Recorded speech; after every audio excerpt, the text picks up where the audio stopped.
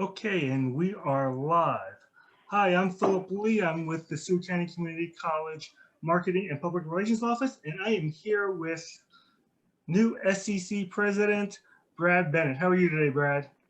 I'm wonderful. Thank you so much for taking the time to visit with me. Good. I think that it's really important that we let the community know more about you, Brad. And so I just wanted to sort of thank you for your time from your busy day to give us a few moments and talk about how things are going. So you have been here about a month now, and so how are things going for your first month? That's a great question. First of all, I just want to say thank you to the faculty, staff, the students, the community. Everyone's been so welcoming to both me and my family, and so I'm so honored and thankful for that. Things are going well. Obviously, starting a new job in the middle of pandemic is not really how you drop the playbook, and so it's been challenging. But I think it's important to look at where or the success that Seward County Community College has had this fall with the ability to limit spread on campus and controlling that and COVID protocols and things like that. So it's been a time of a lot of learning and learning processes and things like that. But it's important that even during a time of a pandemic that we keep on looking forward, because this time will pass and we have to shape how we want Seward County Community College to be going forward. So I think that's really important as well. Okay, so far over there, how have you adjusted so far to both the community and to the college as well? We know that you was executive vice president over at Colby Community College. Now you're president. Also moving into a new area town, maybe a little larger and liberal. How has those adjustments been for you? Excellent. So it's been wonderful. I think the people here are so great. That's always our best quality, I think, in our communities is the people that we work with. And so the adjustments being wonderful. I've met tons of community members, meeting new people pretty much every single day, which is great. I'm already building some partnerships and looking for some opportunities to grow and continue the success that Seward's had in the past. Okay. How about in terms of the college out over there and you taking the reins over as president? Has it been an adjustment for you in terms of being now president as being executive president, or has basically being executive vice president has basically trained you and mentored you into this position? Sure. So, I mean, my day-to-day job is very similar as it was before. It's just at a different institution. So with different institutions come different processes, different challenges. And so it's learning about this institution and learning our culture and what's right for us. The day-to-day operation standpoint of it's really very similar to what my job was before. So I'm very fortunate from that aspect, especially living in Western Kansas. I know the funding model in Kansas and how higher ed functions. So all that plays a role too. So it's an adjustment, but my day-to-day is very similar to what it was before. So let's think about the first month you've been here, just under a month. What have you observed from Seward County Community College as an institution? What are your observations of it? If you come in, how do you feel about the college? First and foremost, we have great people, great students. So I think when you have those two things, Dr. T did a wonderful job here. Dr. Dunn did a great job before him, and so I think it's important to look at the success. Seward is a great community college, so it's not like a president's going to come in here and say, well, we should change everything. It's an evaluation period of figuring out what we're doing well and then looking at things that we can do better. Because if we're not taking that chance to improve and take that next step forward, we always have to be doing that. And so I think that's important. But we have great facilities, great people, great programs, and so it's a lot of an exciting time. And overall, the amount of positivity that's coming out at campus every single day is amazing. Even during a time of pandemic, there's a lot of people laughing and having fun at work. The students are enjoying themselves, and so that's so nice to see, and it makes it really, really fun. Yeah, I think that it says a lot about the community, the college itself, the people. That the fact is that we're actually surviving. Even more so than that we're actually striving to get the job done here, meaning whether or not it's teaching the kids or kids going to school and us actually going through the day-to-day operations of trying to get our job done of whatever that is, to academically. And so you talk a lot about positivity and a lot of the good things going on here at Seward, and there are a lot of things, and I'm sure there are a lot of things in the back burner going on. What are some of the challenges though, besides the COVID and such? We've talked a couple of things about enrollment and such, and how that's going to be an issue going forth, and but then that plus other things. What are the things that you think that Seward can basically improve in, I guess? Sure. I think, a couple areas, I think, and it's not just Seward, it's constant improvement across the sector. Enrollment's an issue for all colleges and all community colleges right now. So it's not unique to Seward, but we do have to address that because we're on a downward trend right now with enrollment, and we can't continue that downward trend. We need to flip that curve and start growing. And so when I look at those types of things, that's where I think I can help us out in that aspect, is bringing some of my marketing background and looking at really how do we strategically market to different areas, and how do we build more relationships, whether it's here locally or nationally, to make sure that we are drawing students in. And then how do we meet the needs of today's learners? I mean, you take our corrosion tech program, for example, which is a state-of-the-art, awesome program. How do we create access to education across the nation for students to be able to gain that job skill in a field where they can make a quality wage? And so I think connecting those dots is really, really important. And I don't know if it's so much I see weaknesses as I see opportunities when I look around campus. It's not really we're doing that poorly. It's like, we could have opportunity to do that better. And I think that's the mentality of my personality, and that's what I want to continue to bring to the campus every single day, is let's constantly do things better than we did the day before. And if we're not constantly improving, then we got to take some self look at what we're doing. So I think that's important. So I wouldn't so much say weaknesses. I think opportunities. Even in enrollment, it's not good to be down, but it creates an opportunity for us to grow. We have the physical structure to grow. We have the infrastructure to grow. So connecting those dots can really help us achieve those goals. Right. I think one of the really important things is that we have a lot of, you use that word opportunity, which I think is absolutely great, because we have the tech school, we have the actual academic school, we have the adult learning center, Colvin. We have so many opportunities for people and students to do certain different things. If they want to go to an academic track, well, they can go traditionally even to Hubble. If they want to be more low tech, they can go into the tech school. If they'd like to go ahead and get back into the workforce, or maybe they've been out for a little bit, or you have the people who are trying to sort of get back into learning or not traditional, they can go to Colvin. So there's actually a great deal of opportunity there, and I think that you're absolutely correct. Yeah, and to me, it goes back to, why are we in this business? And we're in this business to impact people's lives, and how we do that is through either teaching students and preparing them to transfer on to a four-year school, or preparing them for the workforce. Regardless, it all comes back to creating access to education. And that's our job as educators and as a college, is when we think about marketing and we think about partnerships, the end outcome is to create access to education. And so that has to drive that process. So if there's markets that aren't being served properly out there, it's our job to find those markets and create that access. Right, and at the same time too, not just creating them to have them, but to actually do them well. And I think that everyone sort of knows that, is that, you can have a great college with all these opportunities over there, but if we don't utilize them correctly, and I think that there's no doubt in my mind that you have certainly put an emphasis on that already, that you want us to be successful in that area and going beyond our reach.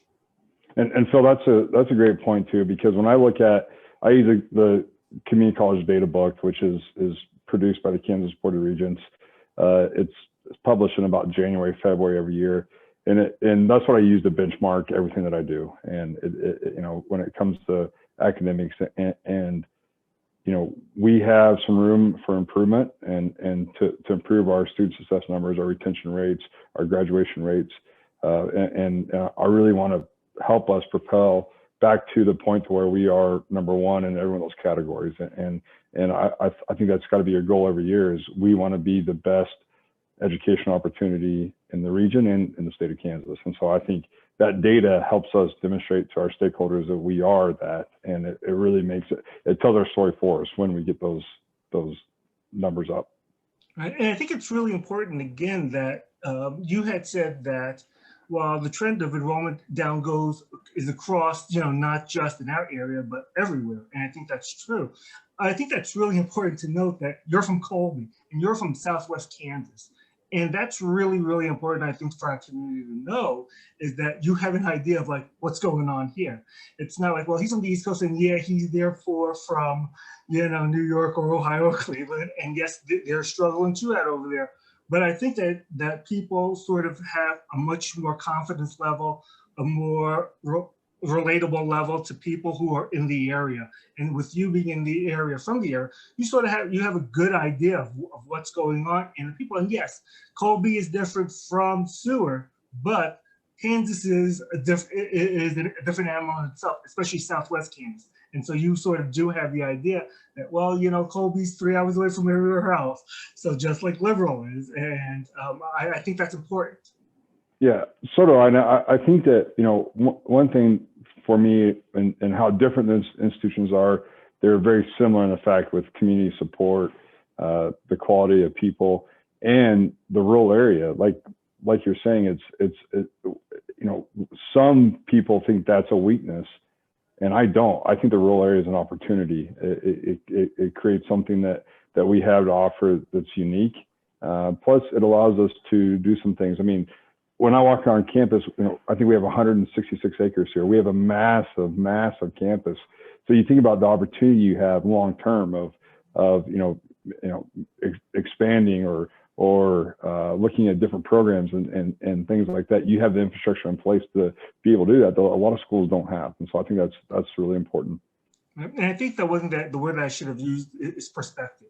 You have a Kansas perspective. Yeah, that's a good way to put it. And my wife and I moved from Denver to Colby. We were there 12 years, and we quickly became to love life in Western Kansas. I remember when I was interviewing, that's the only job that I applied for. So I was either going to raise my family in Northwest Kansas or Southwest Kansas, depending on how the process went. And so that's the values that we have in this area are very, very important to me. Okay. It's Seward County Community College, and it has the word community. And without a doubt, we're vital to Liberal, Seward, and the surrounding areas we have. Talk about the relationship that you sort of like to see the college have with the community. Sure. First of all, it's always been a very positive relationship between the college and the community. The community is at the heart of everything that we do. And so it's very, very important that we constantly keep that flowing. It's one of those areas where I think that while it's a strength, it can always be improved upon. And so, we have to be creative in finding new ways to support the community, especially during a pandemic, because there's a lot of things that are not happening right now as far as events and things like that. But we have a duty of care to help the community out in any way, shape, or form, and make sure that we're going above and beyond. And that starts with our employees, it starts with me, with our student athletes, and always looking for ways to improve and grow that. What do you think how do you get the community to embrace the college? Obviously, without a doubt, there's always going to be the great support, but of course, there's always going to be some of the naysayers, and that's just a part of life. It's not having to do with one place or another. I think that's just sort of the way it goes. But I want to know from your point of view, like, how do you think that we can do better or to embrace? How do you find the good relationship between the college and the community? I think it goes back to first building those relationships on a personal level, which is a lot of what my job is to spend time in the community and supporting, but making sure that my family and I set the example for everyone, and because I think that's important. That's part of my job. And so my wife Lindsay, it's not just me. It's what she does in the community and the boards that she serves on. It's not just my wife and I. It's my two daughters and how many events they attend. And if we are involved in the local high school and elementary schools and all those aspects tied in. And then I'll go back to, I think there's ways that we can look at it from a team and say, okay, what can we do more to provide for the community. I know, for example, when I was at Colby, we did a Colby Cares event last summer to where we provided Colby Community College branded face masks and hand sanitizers to the community. And so we wanted that to be an important part. So there's things like that we can do, whether it's helping with food drives and Toy for Tots or whatever those programs are. It's just making sure that we are involved. And I want our community. I want to get to the point, and I'm still learning. It could already be there. I don't know for sure, but I want to get to the point to where every community group in Liberal looks to us for support. And I think that with our faculty and staff and our students, we have that opportunity and can really help grow that relationship through that. I think it's also too important, to continue what initiatives that Dr. T had going with the community to make sure that we're looking at not just helping support groups, but looking at growing Southwestern Kansas and looking for those opportunities with the industry coming in, and how can we support that? How can we train the workforce? So I think a combination of those things. One of the things that I'm committed in is to being here, and so it was important. I'm not saying that's for everyone, but for me, it was valuable for me to purchase a home before I started my job here, and to be fully committed and make sure that my family was involved in that process. And I think the community members seeing that will help gain that support. Absolutely. I was going to say that, and I think that's absolutely correct. We talk about community, but we also talk about commitment. And, that goes through a lot of things that we at the college go through. It's your personal commitment to the area, to the community. Sewage commitment to the students and for doing the activity as well, but it's all about community and commitment. And I think that you sort of hit it right on the head because of that. You showed that you're committed to Liberal, and I think that goes a long way, and that just goes a long way in showing the people here that you are committed to this. Yes, and it's not, and I hope that as people get to know me, they'll know that I'm a very passionate person, and I'm passionate about what I do. I'm excited to come to work every single day. And I think about my time in education. I've been an educator. I think this is my 17th year, 16th year in education. And I can count on one hand the number of times I haven't wanted to go to work in that time period. And so I think people will find that out about me, and that I'm passionate about helping others. And I think that mentality is so important for us as leaders in our organization or in our community, to have that mindset that we have a duty of care to help people out. And that's really, really important to me. Okay. As we talk about the community as well, we want to talk about USD 480, and I wanted to talk a little bit just about that, because I think that that's important, building bridges, building connections with them, and knowing that a lot of those students can actually come to Seward first, instead of going to a 4-year, because, for whatever reasons over there that we're just as good at the value, or we're just as good over there. And we sort of want to give those students a chance to give Seward a chance. And I just want you to talk about a little bit about that. Like, what do you think that we could be doing to build our relationship with USD 480? Excellent. So I think it's important to say that first and foremost, it appears we have a very strong relationship with USD 480, and I know Dr. Todd Carter well, and him and I speak on a regular basis. I'm looking forward to growing and expanding that opportunity. I'm gonna go back to creating access, and so I think essentially it's important to align our resources. The 480 district has things that we don't have, and we have things that they don't have, and so it's important to work together to align our resources and see how we can better support them. And like you said, making sure that the students understand the options that are out there, whether it is a general education program or maybe it is a tech program, but those things are really, really important. The career and excellence funding, the old SB 155 as it was called, is a huge opportunity. And so it's making sure that we have those classes at the right times and on the right days, so those students have access to that education. So. And it's not just useful for, as I bring that up, only because that's in our community and that's obviously should be a main focus, but there's also schools outside our area, which like Hughton, Sublette, Satanta, Ulysses, schools like that also need, that also are worthy of Stewart County Community College, that we can actually help them as well. That may be, and you talk about rural, they're much more rural than the other schools. Yes, and I think that's, Mike, our director of outreach, him and I spoke the other day, and I'm excited to visit those schools. I know we're all being careful with the pandemic, and so figuring those details out. But I was a K-12 teacher, and I was an outreach teacher, and I know what that life's like. And so I think it's important to have those conversations and see what they need, because it might be, hypothetically, I'm not saying that this is the case, but our old laptops might be better than what they have in their schools, or they might be able to use those for those students. And so it's just figuring out how we can better align our base, really. I think that as you talk about those kind of things, that experience that you've had gives us an advantage. I think, you've been there, K-12, you've been through the outreach. And so therefore, that I'm sure without a doubt, you can provide some valuable experience to the college for that. And I think that the outreach schools, such as the outline, probably appreciate that, hearing that. You're like, oh, well, they hear President Bennett is one of us, and she gets it. And so I think that's really important.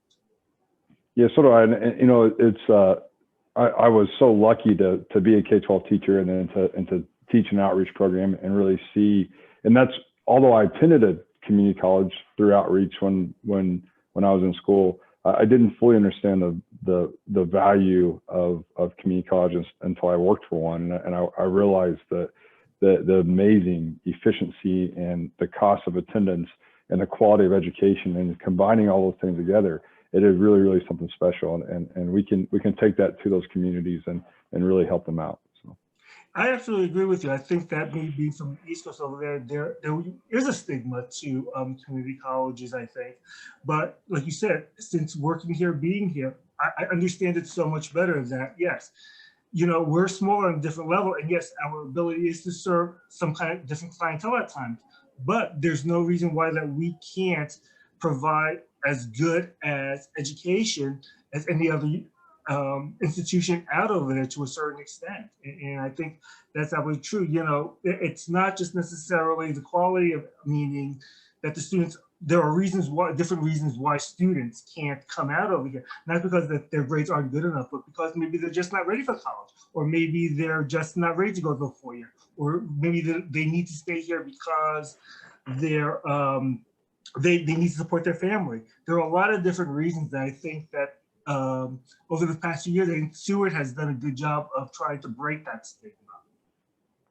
Yes, I agree, and it's really about just taking that next step and continue the good work that's occurred, and then just figuring out, like I said, everything we do, how can we do it a little bit better? Mm-hmm. Okay, so moving forward, what do you? Let's change the subject over to athletics. At the one time over there, just before you left, he had decided that we weren't going to scrimmage and that we were going to. But you sort of have a kind of a little bit different point of view of that with athletics and the importance of it. And I'll just let you sort of take your take on where we are right now.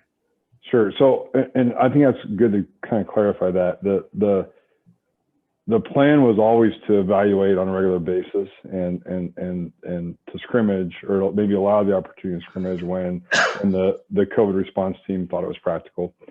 And so it was just kind of a timing thing with me coming in. It really wasn't a change of philosophy. It was this reevaluating the process and to allow for a few scrimmages. Part of that thought process was to test our protocols, and most of the majority of the community colleges in Kansas have tested those protocols through scrimmages.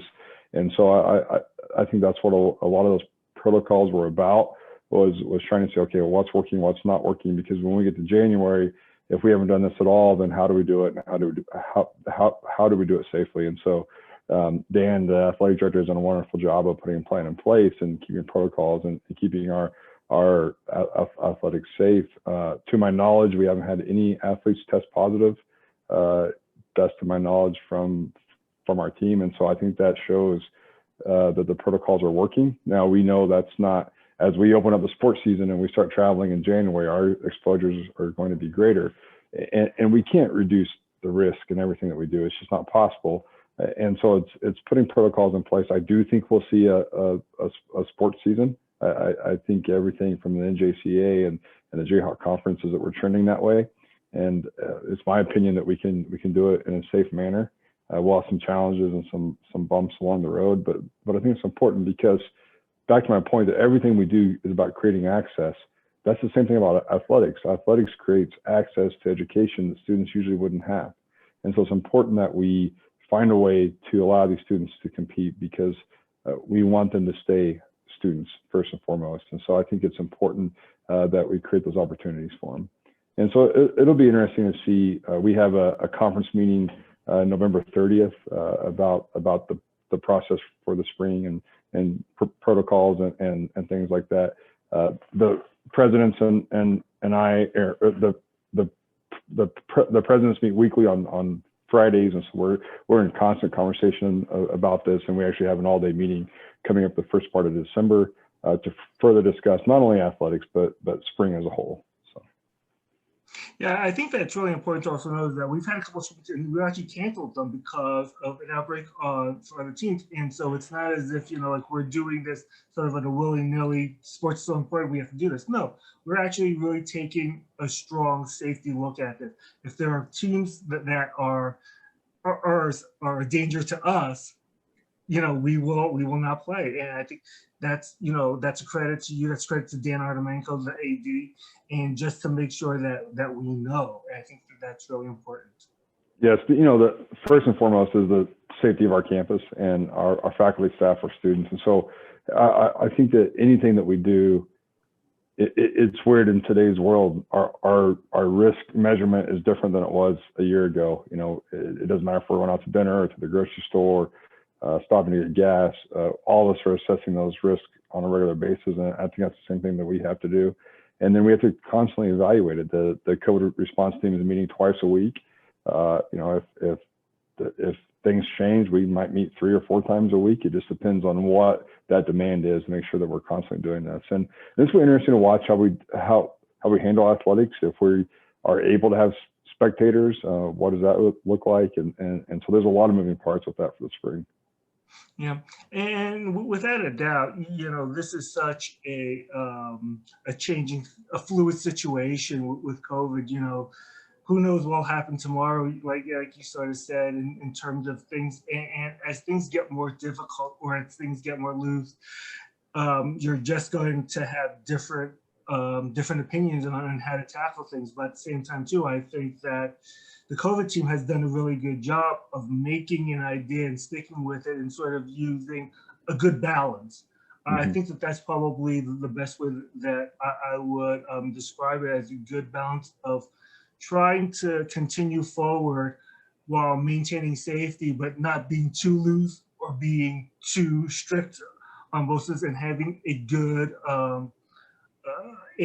good policy. I think that without a doubt, you're going to have people on both sides, no matter what, because you can't please everyone. When people are saying that, oh, we're not strict enough, or another people, we're not loose enough. And I think that the college has done a really good job in terms of a balance. How do you feel about that? I think that's a great way that you described it. It's a balancing game. We need to be open, and it's not just because that I think that's right.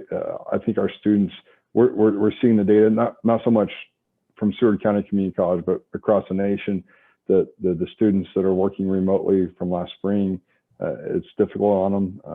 You have issues with infrastructure. Yesterday, we dropped off a Wi-Fi hotspot to a student's house who's in quarantine because their Wi-Fi is not strong enough to access their classes. And so we're constantly trying to help meet those needs. But if all of our students across the nation were in a remote manner, I don't know if we would have the resource bases to provide to those students. And so, to me, it goes back to creating that access and us staying open improves our access for our students. We also have to understand that too, that when we look at our 180 students that live in our dorms, I think is our number for this year. If we don't have those dorms open, some of those students don't have a place to live. And so it's not always about, oh, just go home to your nice 3-bedroom house. That's not always an actual deal for our students. And Right. so we are home for some of our students. And I know that Seward County experienced that last spring. I know Colby, when we went remote, we couldn't send every student home because some of them didn't have a home to go to. So Right. it's really important that we have a duty of care to just take care of those students. Okay, let's talk about going forward. Let's talk short term, rest of the semester, and let's talk about the spring. And then maybe if you already have a 5-year plan already, which our predecessor sort of had. So let's talk just a little bit about that. Sure. I think I think it's important to survive right now and try to keep our doors open. And so it's about making sure that we have enough hand sanitizer, enough masks, and constantly ordering PPE. We have 6 new electrostatic cleaners, which will allow us to fog clean a room very quickly, and we don't have to wipe down the surfaces or anything like that. So I think that's really, really important to keep an eye on. When we reopen in the spring, we're discussing those protocols of testing all of our students that live in our housing, and really trying to control that initial outbreak when we come back in January from the holidays, which is a fear of everyone. And then I think going forward, past that, we have to be creative in our course offerings and our schedule. I've talked to VP Dow about that several times, about making sure that we have different entrance points for students and creating more access for students and being creative with that. I think there's a couple new programs out there that we will explore eventually when the time's right. I think that's really important.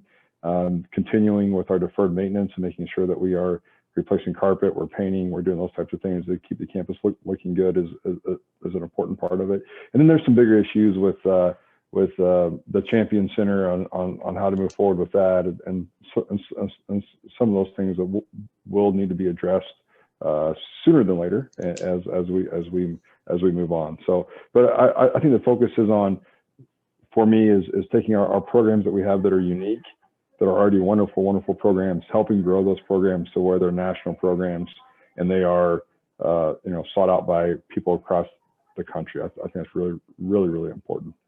Yeah. I think it's also really important to know that to preach a little bit of patience, only because that we want to do as best as we can, but we know that at this time over here, like for example, we have BlendFlex and we have remote learning, and we all know that everyone would love to sort of do that, but at the same time too, there's going to be a building process. There's going to be a process that we have to sort of follow to get it all done, and it takes time to build. And as much as we can do work as rush as we can, I think that it's also really important to sort of know the patience of where we're going and how we need to sort of, I know that you're a very competitive person, Brad. You want to get things done right away, but I think that you would also say too, is that to run in head first, not knowing exactly what it is and just sort of building and do unfulfilled promises would be foolish. Absolutely. And like I said, I think that's why we have to survive right now, and the focus is on staying open, keeping our students in the classroom, and then as we start to turn our attention, hopefully as we come out of the pandemic, then we can really look at, all right, how do we grow, what new programs do we need, what programs do we have, that how do we market those programs, and how do we make those programs the premier programs. Great. Okay, Brad, that's basically all I had. Is there anything else that you'd like to add, anything that you'd like to say over to the community? No, I just want to say thank you, Phil, and I really thank you to everyone. I've said it over and over, but my wife and I are so blessed for the opportunity. I've always been nothing but impressed with Seward County Community College, and after being here for a few weeks, I can see why it works. There's so many quality people, and we're just happy to serve Seward County Community College and all of Southwest Kansas. It's just really important that I want to add this again. I think it's really important for people to know that you had come down here and made a commitment, but not just that, your family. You brought your family down over here, and I think that speaks volumes to the community itself, that it wasn't just you. You brought everyone. You're going to grow them. You have young kids, and hopefully that they'll learn and grow and be part of this community for years to come. And I think that's just really important. Wonderful. Yes, I agree. And thanks so much for taking the time today. I really appreciate the opportunity. All right, Brad, I'm sure we'll talk to you pretty much in the future, in between whatever time that you have available. I'm sure it's not going to be a whole lot, but thank you so much again, and we will talk to you. All right. Thank you, Phil.